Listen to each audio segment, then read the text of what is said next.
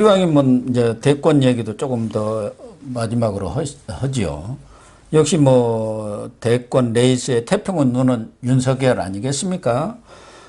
최근에 좀 지지율이 하락했다는 얘기도 있었는데 지난 재보선 이후 10일에서 11일 이틀간 JTBC의 의뢰로 리얼미터가 조사한 거 보면은 윤석열 36.3%, 이재명 23.5%, 그리고 이낙연 12.3%. 이재명, 이낙연을 합쳐서 윤석열 하나만 못할 정도로 고공행진. 어떻게 보면 파죽지세의 형세를 지금 이루고 있습니다. 그러면은 우리 김 의원님은 윤석열이 언제쯤 정치권 입성이랄까? 공개적인 이런 정치 행보를 하리라고 봅니까? 지금은 직폭하고 있는 상태예요. 너무 늦어도 안 되고 너무 빨라도 안 된다고 생각하죠. 예. 그러니까 그거는 이제 윤석열의 임기가 6월이었습니까? 검찰총장 임기가? 7월 24일이죠, 원래는. 그때까지는 좀 자제하는 것도 괜찮다고 생각합니다. 그때 있었으면 검찰총장 임기였으니까요. 예. 그 전후에서는 지금은 이미 정치를 하겠다고 선언한 거나 마찬가지라고 보고요. 네. 대중적으로는. 뭐 안 하려면 뭐 저렇게 또 뭐 이거 안 한다고 해버리면 되는 건데 그게 아니지 않습니까? 예. 또 대중들이 이렇게 원할 때는 해야 되는 거죠. 예. 해야 그렇죠. 되는 거죠. 더군다나 시대적인 과제가 그렇게 있지 않습니까? 예. 그러니까 윤석열은 정치를 할 것이고 선언은 대개 한 7월 전후해서 하게 될 것이다. 그렇게 예, 그렇게 보여지고, 보여지고 이제 제가 이 현상에 대해서 윤석열 현상에 대해서 좀 얘기를 하자면 우리 고 선생님 뭐 풍찬노숙하고 수많은 과정을 봤잖아요. 예. 김대중이라는 사람이 대통령 선거에 나가기 전까지 지지율 30%를 넘은 적이 한 번도 없습니다. 한 번도 없어요. 아, 그래요? 내가 정세분석실장이잖아요. 예. 어떻게든지 김대중 이거 30% 넘어야 되는데 김대중 나가면 무조건 지니까 하다못해 조순이 났다고 막 다 그렇게 생각할 때 아니었습니까? 예. 네 번 뭐 떨어지고 뭐 삼수에다가 뭐 빨갱이에다가 막 전라도에다가 뭐 이 거짓말쟁이에 노인네 이거 있지 않습니까? 그러니까 아무리 해도 지지율이 30%를 넘지 못한 거예요. 대통령 선거 양파전 하려면은 50% 넘어야 되거든요. 근데 인지 안 나왔으면 될 수 있습니까? 그렇죠. 불가능한 거 아닙니까? 그러니까 그런 상황인데 지금 이 선거는 이제 여당이 분열되기 전에는 양파전입니다. 네. 그러면 45%는 50%는 50% 육박된 후보가 나와야 돼요. 근데 여당에는 그런 사람이 없습니다. 이재명 어림없습니다. 이재명의 모든 조사는 25%에 고착돼 있어요. 왜? 중도가 가서 붙을 수가 없는 사람이잖아요. 내곡동 사건 같은 거 있잖아요. 네거티브 캠페인 했던 거, 내곡동 사건 같은 게 한 100배쯤 있는 사람이죠. 여러 가지. 뭐 제가 그 당사자니까 뭐 얘기할 건 없고, 막말부터 시작해가지고 뭐 여러 가지 사건, 뭐 여러 가지 뭐 정과, 뭐 여러 가지가 논란을 삼으려면 많은 것들이 있지 않습니까? 그러니까 좋아하는 사람들, 그 민노당 출신들, 뭐 또 뭐 민주당에서 또 약간 레디칼한 사람이 모여 있긴 하지만 50% 넘을 수 없다 그런 얘기예요. 그분은. 근데 윤석열은 지금 나오기도 전에 지지율이 1등 가는 게 중요한 게 아니라 30, 40, 50을 넘는다 그런 얘기예요. 이거를 넘나든다는 것은 40을 넘은 적은 있죠. 이게 국민의힘이면 못 넘는 겁니다. 이게 국민의힘은 30을 넘은 적이 별로 없습니다. 지금 윤석열은 상식당이니까 공정당이니까 민주주의당이니까 헌법당이니까 그다음에 법치당이니까 넘는 거죠. 근데 이 상황에서도 못 이기면 이거는 자기의 능력의 한계이자 실수에 기인한 거지 이런 상황에서도 못 이긴다는 것은 참 기적 같은 일이에요. 그러니까 우리는 그런 후보를 갖고 있다는 게 굉장히 중요하고요. 그 만일의 경우를 대비는 해야겠으나 거기를 잘 도와서 하는 게 좋겠다. 그런 제 생각은 그렇고 우선은 윤석열이가 뭐를 잘해서가 문제가 아니라 그 사람이 문제가 있든 없든 그게 문제가 아니라 문재인 정권을 종식해놓고 봐야 된다 그런 얘기예요. 지금 그게 개혁이니까. 그동안 윤석열 총장이 집콕을 하면서 본인은 이제 검사 생활만 했기 때문에 경제라든가 외교, 안보, 산업혁명 시대 뭐 이런 다양한 분야에 대한 공부들을 열심히 하고 있는 것 같아요. 그래서 지난 11일 중앙승가대 정승국 교수, 아마 이분이 노동문제 전문가인 것 같아요. 그분하고 4시간 이렇게 얘기를 하면서 처음 이제 전문가들을 만나기 시작한 것 같아요. 제일 먼저 만나신 분은 우리나라의 제일 어르신이신 김영석 교수님을 찾아뵈었고, 예. 그 후에 이제 이종찬 전 국정원장을 찾아뵈었죠. 거기는 이제 또 자기 중무하고 있는 이철우 교수의 아버지니까 연세대. 이제 차츰 이런 전문가들을 만나기 시작하는 것 같은데, 제일 이제 관심은 물론 뭐 야권 전체의 그런 단일화 과정에는 참여를 하시겠지만 윤석열 총장의 행보가 국민의힘으로 입당하면서 정치를 시작할지 아니면 홀로서기랄까 독자 노선 체제로 갈 건지 이런 부분에 대해서도 우리 시청자들 입장에서는 어느 쪽으로 가나 뭐 자꾸 어떤 길로 가든 간에 일장일단이 있는데 국민의힘으로 들어와서 후보가 되는 거는 국민의힘 또 국민의당 결합된 그 당으로 들어와서 야권으로 들어와서 이 당으로 와서 하는 거는 언제나 할 수 있는 일이라고 생각하고요. 윤석열이 만약 신당 창당이나 뭐 이렇게 의원에서 그런 창당 준비위원회 같은 거를 구성한 뒤에 그거와 이쪽이 결합하는 형태를 취한다고 해도 무방하다. 저는 무방하다. 그러나 이제 우리가 마음을 탁 놓고 볼 것은 야권 후보가 하나가 된다 그런 얘기입니다. 멍청한 사람이 아닌 이상. 그러니까 후보 단일화는 되고 야권 통합은 된다. 그거는 확실하고요. 그러나 여기 들어오는 것이 좋은지 아까 얘기한 50%를 얻어야 되니까요. 국민의힘은 나중에 우리가 언제나 우군이고 언제나 여기는 그 친정 같은 집이고요. 제일 종가고 바깥에서 전선을 넓혀가지고 전선을 넓게 친 다음에 그걸 같이 가지고 들어오는 것이 좋을지는 할 수만 있다면 밖에서 쳐가지고 들어오는 게 좋다고 저는 생각합니다만은 이제 그렇게 해야 되는 이유는 두 가지인데 한 가지는 아까 뭐 국민의힘으로 대선 이긴다?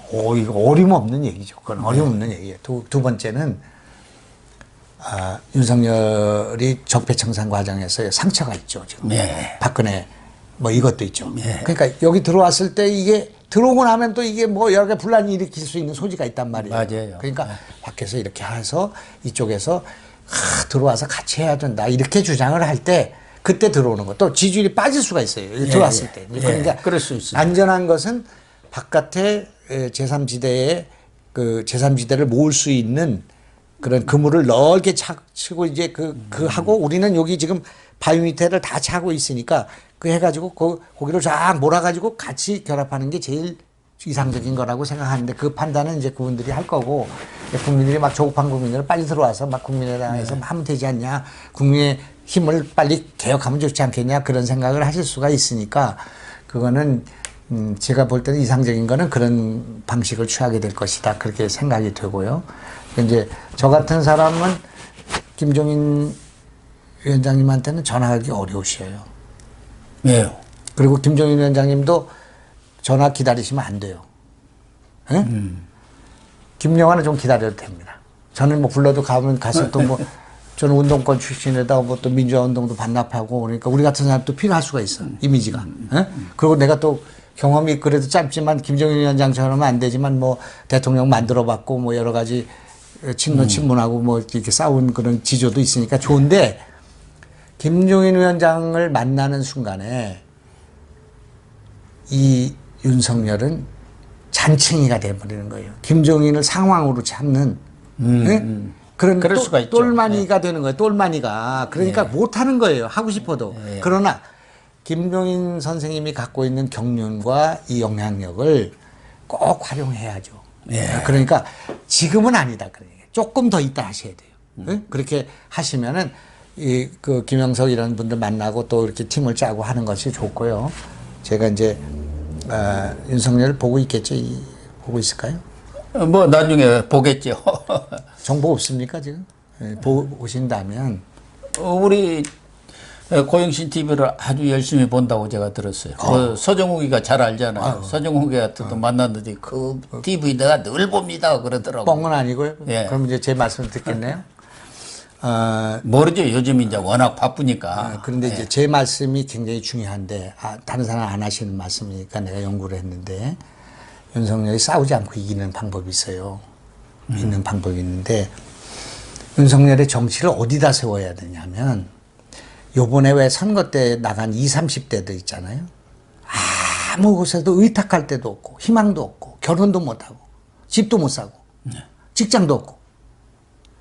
20, 30대의 절망과 분노 위에다가 윤석열의 정치 깃발을 꽂아야 된다. 그런 얘기입니다. 바로 지금 이번에 그거를 했더라고요. 승가대 이 정승국 교수를 만나고 한 얘기가 바로 20, 30대 이 취업 문제, 20, 30대의 희망을 주는 문제, 이게 우리나라를 좌우하는 가장 핵심적인 아젠다다. 그렇게 오늘 한번 국민일보 인터뷰한 거 한번 보세요. 저는 그거 못 보고 왔습니다. 그렇게 하시면 좋고요. 그걸 정말 하려면 김승국 교수가 김승국 교수입니까? 예, 승가대 뭐 그렇게 돼야 있대요. 이제 조금 이제 정치 행보를 시작하면 젊은이들을 많이 만나야 됩니다. 예, 그 그렇죠. 현장을 많이 가서 들으면 될 것 같고요. 두 번째는 보수니 진보니 여기 매이면 안 된다. 그래 50%의 계산 넘어야 되니까. 예. 그러니까 이분은 보수가 아니에요.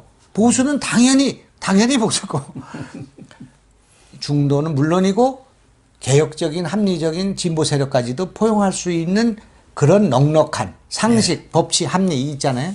그렇게 하셔야 된다. 더군다나 제일 중요한 거 호남 포기하면 안 된다. 호남 분들이 법리 합치 이거에 대해서 반대할 이유가 없어요. 지금 이 문재인은 쉬워서 지금 거기 가 있지. 그 문재인 대통령 업적 하나 있네. 이 문재인 정권 하에서 그래도 호남 차별을 안 한 거예요. 예. 그건 내가 업적이라고 생각합니다. 예. 어쨌든 이번에 오세훈 시장과 안철수 대표가 후보 단일화의 좋은 모델을 보여줬고 그것이 얼만큼 시너지를 낸다는 거, 상승 효과를 가져온다는 것을 보여줬어요. 그렇기 때문에 아마 뭐 11월에 야권 후보 경선에서 이제 뽑힐 텐데 밖에서 세를 키워가지고 단일화를 하든 어느 경우든 단일화는 반드시 그때까지는 필요한. 안철수는 당에 들어와 있어요. 예. 아니 윤석열. 윤석열. 윤석열이 외부에서 힘을 키워가지고 그때 뭐 막판에 단일화를 지난번과 같은 형태로 하든 어쨌든 단일화는 반드시 이루어야 할 명제가 될 것 같습니다. 그런데 우리 김 의원님께서는 홍준표, 유승민, 원희룡 뭐 이런 분들은 별로 치지 않으신 모양이네. 그분들 다 소중한 자산이죠. 소중한 자산이고 아직은 뭐 좀 홍준표가 이제 정말 매력 있는 정치인이에요. 저하고는 뭐 토론도 많이 했고요. 예. 또 저는 굉장히 좋아합니다, 서로. 그런데 홍준표는 이번에 복당을 시켜야 되고요. 홍준표를 복당시키는 건 홍준표를 지지하는 대중들을 그렇죠. 우리가 모시는 거예요. 그걸 바깥에 둔다는 건 말이 안 되는 말이 거죠. 안 되죠. 야당의 경우는 이제 대충 한번 봤는데 아까도 말씀이 있었습니다만은 지금 여당의 경우 전에는 그냥 대권 후보가 너무 많아갖고 난리다더니 지금은 싹 사라져버리고 참여를 했어요. 그리고 어떻게 보면 이재명 혼자 남아 있는데 이재명의 한계는 또 잘 아시잖아요. 또 외연을 넓힐 수 있는 그 한계도 있고 또 정치력의 한계도 있고 그러면 지금 얘기한 대로 정세균이라든가 누구 제3의 후보도 나올 수 있습니까? 이건 또 친문이 아니어가지고 아무래도 문재인 대통령 입장에서는 뭔가 좀 껄끄름하지 않습니까? 이재명은 지금 이제 더 민심이 악화되면 이제 문재인과의 차별화를 언제 어떤 방식으로 해야 될지 그렇죠. 고민할 겁니다. 예. 만약 차별화를 하지 않으면 선거가 또 구성이 안 될 거고요. 우리 국민들의 분노가 이제 크니까 그걸 다 안고 가야 되잖아요. 이제 그게 어려운 거고. 이제 이낙연은 참 뭐 동료이기도 하고 같이 민주당을 했는데 참 안타까워요. 네. 그러니까 친문도 좋고 문재인 대통령에 대한 의지도 좋은데 너무 자기 정치, 자기 색깔을 내는데 미흡해서 그 호남을 예. 갖고 있는 분인데 예. 지금 사실 이 정부를 지금 지탱해 주는 건 호남이거든요. 근데 그 자산을 갖고 있는데 잃어버렸어요. 이렇게 잃어버렸어요. 왜 그래요? 자기 목소리가 없어요. 그러니까 지난번에 쭉 빠지게 된 것 가운데 뭐 쭉 내려가면서 했지만 그 박근혜 사면 그거론 아닙니까? 그걸 내뱉었으면 밀고 가야죠. 밀고 갔으면 잃는 것도 있지만 얻는 거 거기서 걸었어야지. 부자 몸도 시행한다고 계속 대세는 갖고 있었으니까 그거 갖고 있다가 서서히 빠지면 언제 빠졌는데 몰라 빠지는 거예요. 근데 대깨문 친문들한테 잘 영합을 해가지고 그 기세로 경선에서 이기면 당연히 대권 후보 되고 그러면 대통령 가지 않겠냐 했는데 결과적으로 보면 개도 구력도 이런 셈이 됐지 않습니까? 이제 지금도 아마 이낙연은 그래도 당내 경선 아까 얘기한 권리당원 이걸로 하면 해볼 수 있다 그렇게 생각할 거예요. 그런데 이제 그렇게 하려면 그렇게 꺼진 불도 다시 보자처럼 하려면 문 대통령을 찾아가서 좀 양해해라. 내가 좀 비판하더라도 양해해라. 그렇게 해가지고 근데 그걸 누가 맡고 있냐? 문파들이 맡고 있다. 그러니 그거 하는 순간에 이낙연은 그나마 있던 것도 쪽박이를 깬다고 생각하니까 못하는 거예요. 그 용기가 없어서 결국은 못하는 거죠. 기회를 놓쳤어요. 그래도 이제 저쪽에서 누군가를 세울 겁니다. 세워서 이재명이 아닌 사람을 세워서 그 이제 각축하는 구도를 만들 거예요. 그럴 만한 힘은 있잖아요, 저 당이. 네. 어쨌든 우리 김영환 의원님은 DJ 정권 창출에 크게 일익을 담당했죠. 뭐 DJ 정권이 뭐 100가지 이유로 정권 교체를 이루었습니다만은 그 중에 한두 가지 정도는 저는 충분히 힘을 보탰지 않나 그렇게 생각이 되고요. 마지막으로 정말 앞서도 여러 차례 말씀하신 대로 지금 예선이 중요한 게 아니고 내년 대선 3월 9일 거기서 만세를 불러야지 그 전에 만세 100번 불러도 소용없는 거 아닙니까? 그 정권을 이렇게 창출까지 하신 분 입장에서 좀 야권한테 마지막으로 원포인트 뭐 레슨이랄까 그걸 좀 하는 걸로 마무리를 좀 해주시죠. 그 제일 좋은 얘기는 마지막 웃는 자가 그 최후에 웃는 자가 뭐 승리하는 자다 그런 비슷한 뭐 독일 속담이 있다는데 3월 9일 날 승리해야만이 대한민국도 열리고 우리 국민들도 웃을 수 있는 데가 온다고 생각하니까 지금은 모든 지지자들이 뭐 보수든 진보든 뭐 특히 그 윤석열과 관련해서 여러 가지 구원이 있는 분들도 지금은 정권 교체가 개혁이다. 그리고 야당에다 권력을 주기 위해서 우리가 좀 울분이 있고 좀 불만이 있어도 참아야 된다. 그리고 홍준표 뭐 무슨 안철수 뭐 이런 우리 러닝메이트가 될지 페이스메이커가 될지 이런 분들은 이번에는 정권 교체를 위해서 내가 같이 집권한다고 생각하고 자기를 죽이는 사람들, 그 사람들이 지도자가 다음 지도자가 되고 또 지금 지도자가 된다고 생각합니다. 그래서 이제 우리 같은 이런 언론 또 지금 고 선생님 같이 이렇게 영향력이 큰 이런 그 언론 하시는 분들이 그런 거를 이렇게 잘 그 지도해 주시고 조언해 주시는 게 좋을 것 같습니다. 네, 시청자 여러분, 오늘 김영환 전 의원님 나오셔가지고 4.7 재보선 이후 전국 전반에 걸쳐서 해박한 지식과 경험과 경륜을 담은 얘기들을 전해 주셨습니다. 그리고 전망도 해 주셨고요. 또 내년 3월 9일 대선에서 승리할 수 있는 중요한 그런 원포인트 레슨까지도 해 주신 것 아닌가 그런 생각이 듭니다.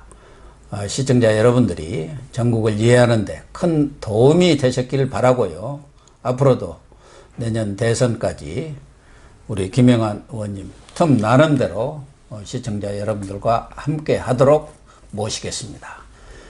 오늘 방송 모두 마치겠습니다. 시청해 주셔서 감사합니다.